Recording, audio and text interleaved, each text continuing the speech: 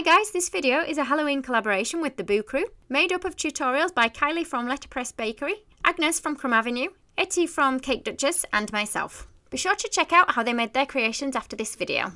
I'm going to be making a witch cake topper, and I'm going to be making it on a cake drum. So we're not going to be able to eat this one, and I'm going to cover it in a layer of fondant.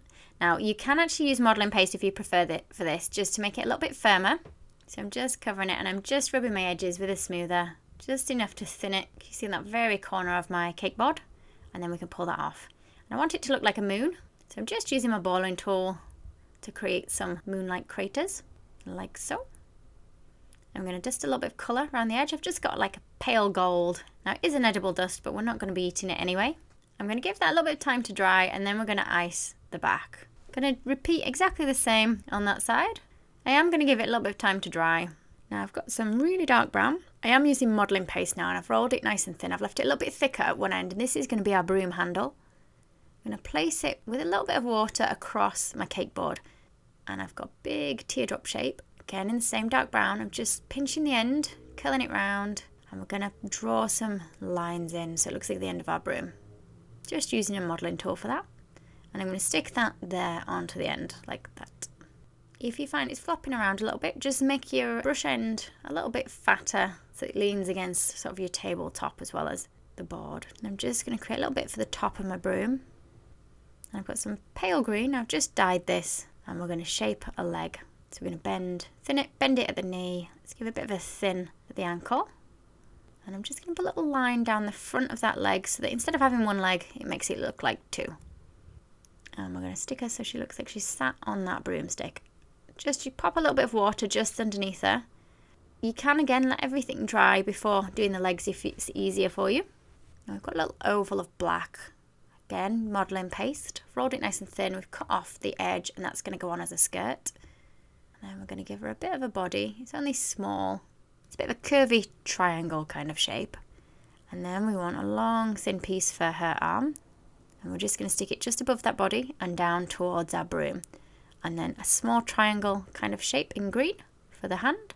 And let's add a small piece, quite thin, down towards her chest, and then bringing it slightly up for her neck. Now for the head, we're going quite cartoony. It's quite big and oval in shape. And for the eyes, keeping it simple by adding some black pearls. We're just going to push these in at either side. Now I'm putting them in quite wide. Give them a good push in. And I'm just going to give her some hair by using a heart-shaped cutter with some black modelling paste. And it's not the heart we want, it's the little bit on the edge, so that fits around her face like that. And you can stick that on with a little bit of water, and then I'm just going to trim around the edges so it's a bit closer to being the right size, and I'll tuck those edges around the back. Now a little bit of painting. Just got black food colour here that we're painting on. Going to paint 3 eyelashes on each eye. Let's give her some little eyebrows, just keeping them black. Little arches. And I've got a nice burgundy colour for some lips. Let's keep some little lips, but I'm going to draw a big smile first in black. Then let's put 2 little semicircles on the top of that line.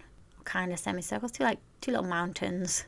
And then a semicircle below that for the lips. And rather than making us some shoes, we're just going to paint some black boots on. Again, using that same black food colouring. Paint it just past her ankle. And let's push this on in place. A little bit of water again behind her head. A little bit of a push down. Try not to squash her though.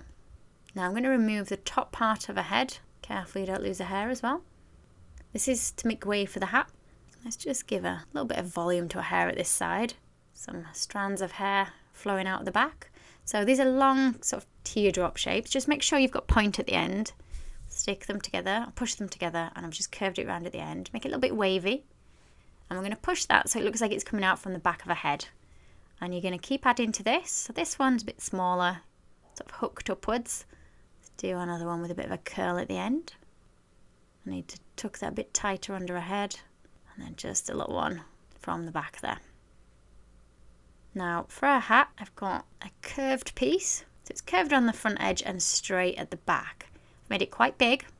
And then we've rolled a triangle.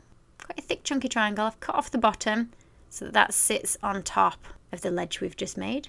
And I've got a nice deep purple now. Again, this is all modelling paste, but you can use fondant with a bit of Tylose if you prefer. So let's cut a little band of purple for around her hat. Give it a good press on in place. And like I say, you can add ribbon just to tidy it all up. So there she is, all finished.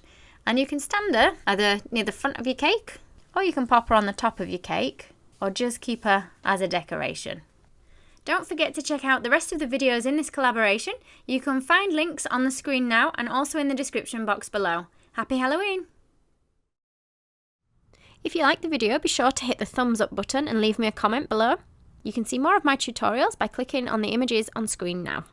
If you haven't already, make sure you click the subscribe button to stay up to date with my future tutorials. There are also links in the description box below where you can find me on Facebook, Instagram and more.